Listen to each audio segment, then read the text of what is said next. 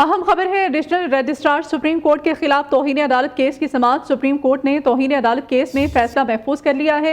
Justice Mansoor Ali Shah की सरबराही में 2 रुकनी bench ने समाअत की। अदालती मुआवन ख्वाजा हारिस और एहसन भोन ने भी दलाइल दिए। इस केस की समाअत के बारे में मजीद तफसीलात लेंगे। हमारे नुमाइंदे सईद बलोच इस वक्त हमारे साथ हैं, उनसे अब रब्ता करने की कोशिश कर रहे हैं। यह अहम खबर है। ये आपको बताते चलें कि एडिशनल रजिस्ट्रार सुप्रीम कोर्ट के खिलाफ तौहीन अदालत केस की समाअत हुई है।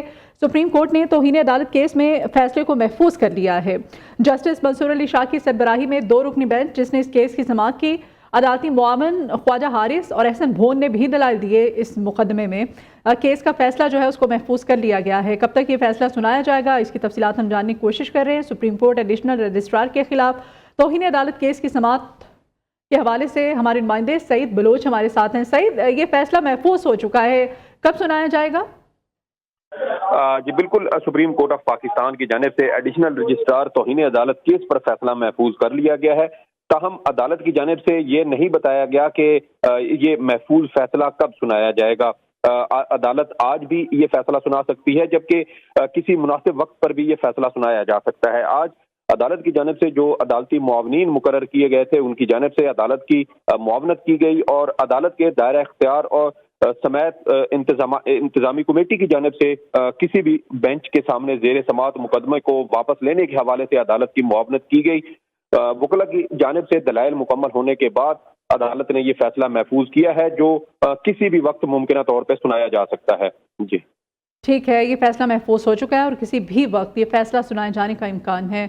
सईद बलोच हमारे कोर्ट कॉरेस्पॉन्डेंट हमारे साथ थे और इस केस की हेयरिंग के बारे में जो रिमार्क्स सामने आए उससे हमें अपडेट कर रहे थे। सईद, ये भी बताइएगा, जो अहम रिमार्क्स सामने आए हैं, कहा गया है कि हाई कोर्ट अगर सर्टिफिकेट दे देता है तो आईनी सवाल मौजूद है, वो भी आप सुन सकते हैं। वकील ख्वाजा हारिस ने जब ये दलाइल दिए तो इसके दौरान क्या मुकालमा, दूसरी जानिब से क्या रिमार्क्स सामने आए?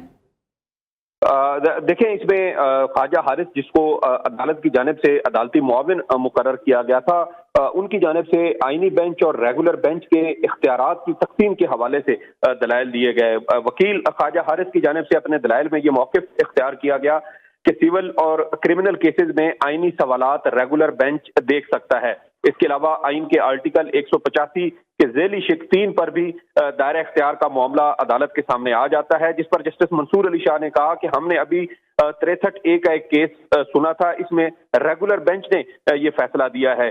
यहाँ केस हमसे वापस लेकर कमेटी ने आईनी बेंच में लगा दिया, जिस पर ख्वाजा हारिस ने ये दलील दी कि practice and procedure committee direct case आईनी बेंच में नहीं लगा सकती, आईनी बेंच में केस आईनी कमेटी ही लगा सकती है। अगर रेगुलर कमेटी ने ऐसा किया है तो गलत किया है।